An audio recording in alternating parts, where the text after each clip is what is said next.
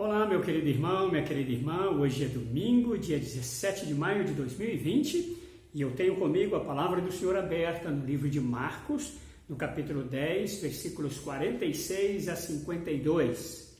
E nós vamos falar hoje sobre o tema Um cego à margem do caminho, e queremos fazê-lo tendo como base esse tempo em que nós estamos vivendo, esse tempo de pandemia, em que estamos basicamente enclausurados, mas não obstados a estudarmos a palavra do Senhor, a buscarmos a presença de Deus e a termos comunhão através desse meio de comunicação. Então vamos ao texto. O texto diz assim: E foram para Jericó. Quando ele saía de Jericó juntamente com seus discípulos e numerosa multidão, Bartimeu, cego, mendigo, filho de Timeu, estava assentado à beira do caminho. E ouvindo que era Jesus, o Nazareno, pôs-se a clamar, dizendo: Jesus, filho de Davi, tem compaixão de mim.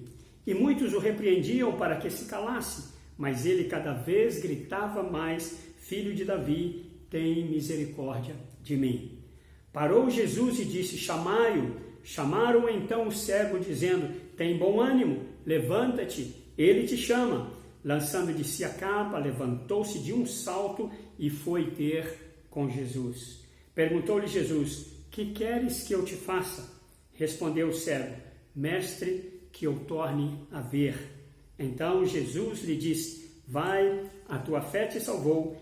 E imediatamente tornou a ver e seguia Jesus estrada afora.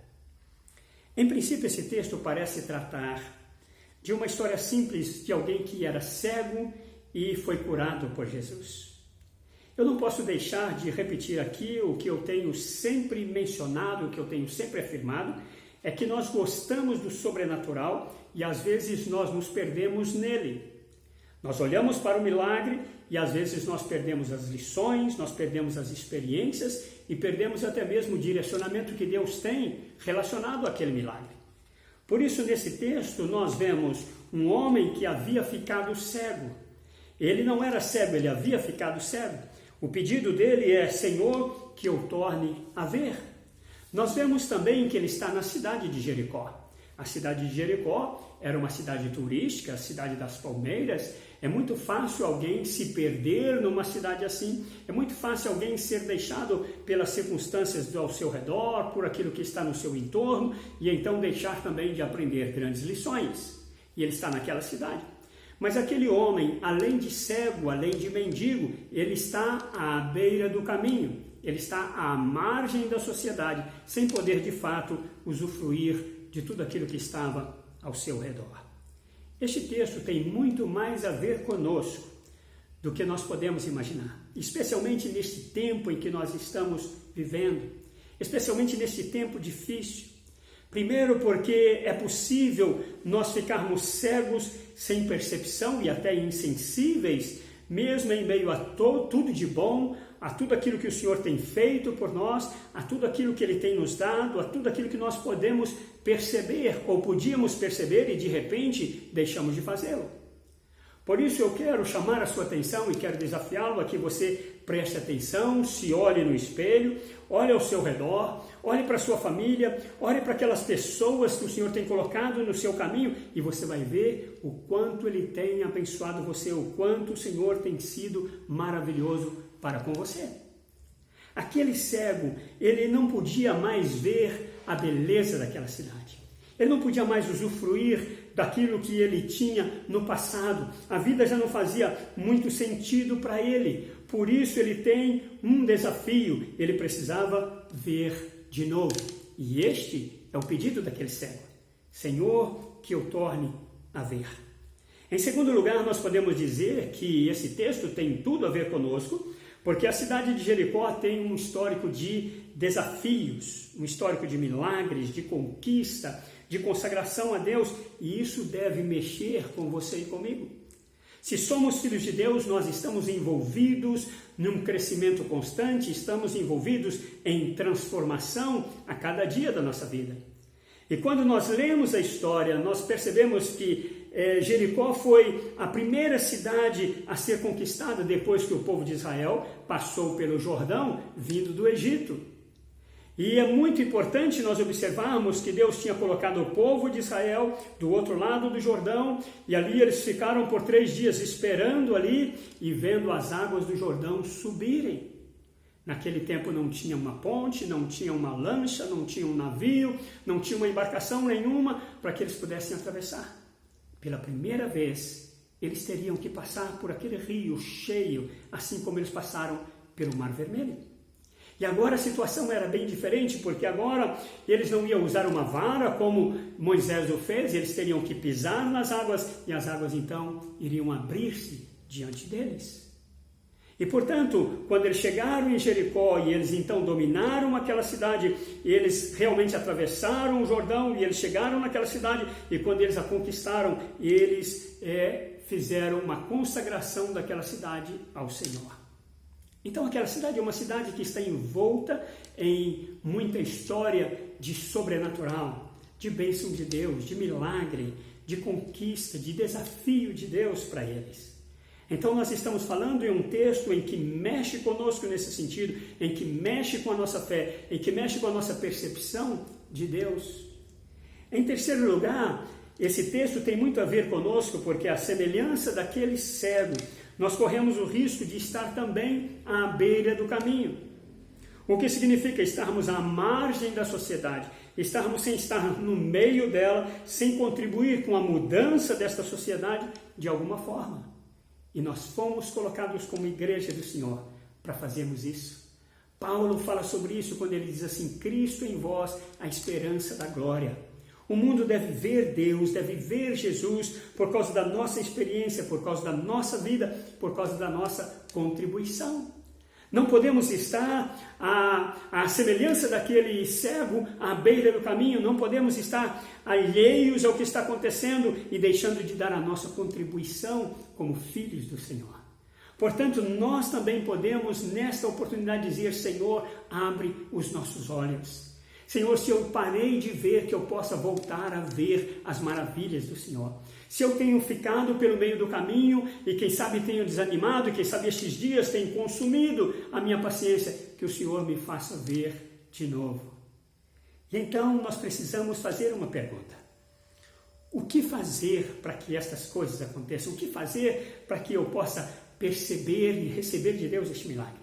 O que eu posso fazer para, à semelhança daquele cego, também me encontrar com o Senhor? O que eu posso fazer para poder, no meu contexto, nestes dias, realmente ter essa experiência com o Senhor? A primeira coisa que eu preciso fazer, a primeira coisa que nós precisamos fazer, é conscientizarmos-nos que Jesus quer mais do que curar-nos fisicamente. Eu falei isso no início e quero aqui repetir para você. Eu não creio que esse texto fale apenas sobre uma cura física. Não creio que ele seja a história de alguém que simplesmente foi curado fisicamente por Jesus. Jesus via a real situação daquele cego, o passado dele, via o seu relacionamento familiar, que provavelmente tinha sido quebrado em razão dessa deficiência. Jesus via a posição na sociedade que ele provavelmente tenha perdido. Jesus via também a perda da visão daquele moço. Ou seja, Jesus conhecia muito mais do que apenas aquilo que parecia em sua face, os seus olhos fechados, os seus olhos cegos. Jesus deu uma oportunidade àquele homem e perguntou a ele: que queres que eu te faça? Quando eu leio esse texto, eu caio na realidade e eu posso saber, eu posso ter a convicção de que Jesus está comunicando conosco que Ele é um Deus de uma segunda oportunidade, que Ele é um Deus de uma segunda chance, que Ele quer que nós participemos desse processo de mudança na nossa vida, nos decidindo. E é por isso então que Ele espera a nossa resposta. Assim como Ele esperou a resposta daquele cego, Ele espera que hoje você tenha uma resposta para Ele. Ele pergunta para você: que queres que eu te faça? Aquele cego soube que Jesus estava passando por ali. Você sabe que Jesus é presente, você sabe que Jesus está conosco, você sabe que Jesus tem esta mesma pergunta para você neste momento, nesta oportunidade: o que quer que eu te faça? Bom, em primeiro lugar, nós precisamos tomar este posicionamento de nos conscientizarmos que Jesus tem algo mais para fazer a nosso respeito. Em segundo lugar, nós precisamos nos posicionar para vencer os obstáculos. A vitória daquele cego não aconteceu por acaso. As pessoas queriam fazê-lo parar, mas ele clamava ainda mais alto, diz o texto: Jesus, filho de Davi, tem misericórdia de mim. Mesmo sendo óbvia a pergunta de Jesus, porque Jesus pergunta: que queres que eu te faça? Jesus sabendo, vendo que ele estava cego. Provavelmente aquele cego poderia dizer: mas Senhor, o Senhor está vendo que eu estou cego, então o que eu quero é ver. Mas Jesus queria ouvir a resposta dele. Jesus queria ouvir se realmente aquilo o importunava, se aquilo realmente mudava a sua expectativa de vida. E então ele responde ao Senhor. Quando Jesus pergunta, mesmo sendo óbvia a pergunta de Jesus, ele disse: que eu torne a ver. E agora ele dá um passo mais, porque além dos obstáculos externos, das pessoas tentando impedi-lo de clamar ao Senhor, ele também vence alguns obstáculos internos. Ele vence a sua própria condição social, ele vence o seu medo, o seu complexo, a sua condição estigmatizada pelos outros, porque naquele tempo alguém que tinha uma imperfeição física qualquer, era como se aquela pessoa tivesse uma espécie de maldição. A cegueira era tida como uma espécie de maldição na vida da pessoa. Mas ele vence aquilo. Ele vence esta barreira interna para poder então tomar um posicionamento. E a Bíblia diz que então ele vence e diz assim: lançando-se de si a capa, levantou-se de um salto e foi ter com Jesus. Quero me ater um pouco mais nesse texto, para poder dizer para você o seguinte: ele lança de si a capa. Aquele cego, tudo que ele tinha ali com ele era a capa. Mas quando ele ouve que é Jesus, quando ele diz: Jesus chama você, ele deixa tudo para ir onde Jesus estava. Sabe, a voz mais doce na nossa alma, a voz que mais fala ao nosso coração, o que mais nós precisamos ouvir é a voz de Jesus. E quando ele diz vem, nós podemos deixar tudo, podemos lançar tudo fora e então nos lançarmos. Diz o texto que lançando de si a sua capa, e diz assim: levantou-se de um salto. Logo, além de deixar tudo que ele tinha, ele foi também resoluto, ele resolveu com rapidez e com veemência e com coragem, e diz a Bíblia: levantou-se de um salto. Ele não ficou aí em cima do muro, ele não ficou aí cocheando entre pensamentos, mas ele levantou-se de um salto para ir onde Jesus estava. Sabe, quando Deus faz a você um convite, quando Deus chama você para fazer algo, quando o Senhor desafia você, ele espera que você tenha esta reação. Aquele cego foi tremendamente curado pelo Senhor, porque ele realmente foi resoluto, ele resolveu e ele levantou-se de um salto. Quem sabe você precisa fazer isso neste dia? Quem sabe você precisa dar um salto? Quem sabe você precisa deixar aquela apatia espiritual, deixar aquela vida de paradeiro espiritual, de falta de decisão, e dizer: eu me levanto e eu vou fazer o que o Senhor quer que eu faça. E então ele foi encontrar-se com Jesus, e ele havia chamado Jesus de filho de Davi, porque ele sabia que Jesus era o Messias prometido no Antigo Testamento. Ele era descendente de Davi, ele era o Messias prometido que viria a este mundo para tirar-nos do pecado, tirar-nos da escravidão, tirar-nos das trevas, tirar-nos da doença, tirar-nos daquilo que nos tira do propósito maior que o Senhor tem para nós. Eu quero dizer para você que aquele moço não perdeu a oportunidade que ele teve. Ele não deixou passar aquela oportunidade.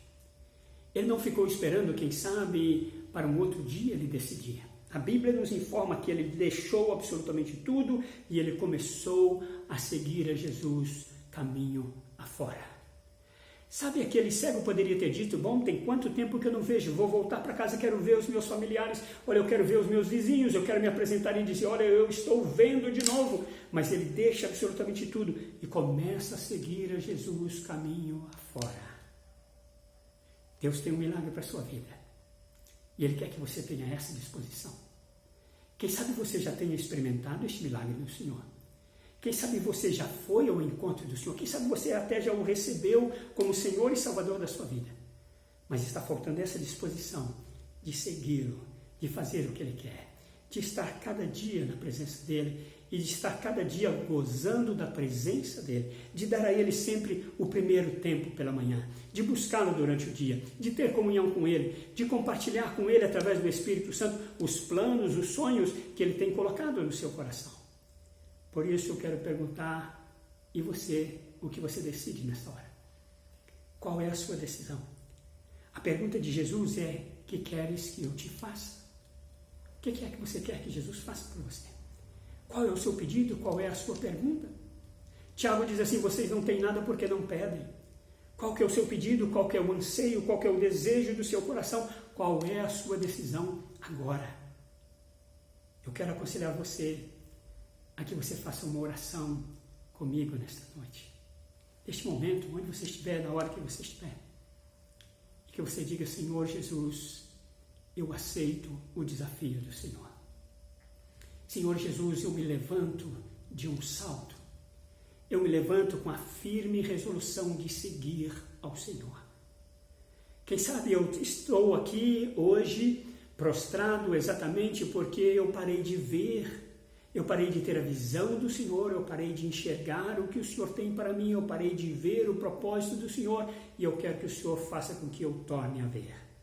Eu quero que o Senhor venha e ilumine o meu coração, ilumine os meus olhos, para que eu possa ver e para que eu me levante, para que eu tenha um despertamento espiritual na presença do Senhor. Eu preciso não somente para mim, mas eu preciso deixar de estar à beira do caminho para poder então influenciar pessoas, fazer com que o reino de Deus cresça. Eu preciso ajudar vidas para a glória do Teu nome. Eu peço ao Senhor que o Senhor me ajude. Eu peço a Deus que o Senhor me ajude, que o Senhor opere este milagre em mim, em o nome de Jesus. Amém. Sabe, se você falou, se você repetiu essa oração comigo, eu creio que você abriu a porta para que Deus opere na sua vida o milagre necessário. Que o Senhor o abençoe com toda a sorte de bênção, em o nome de Jesus. Amém.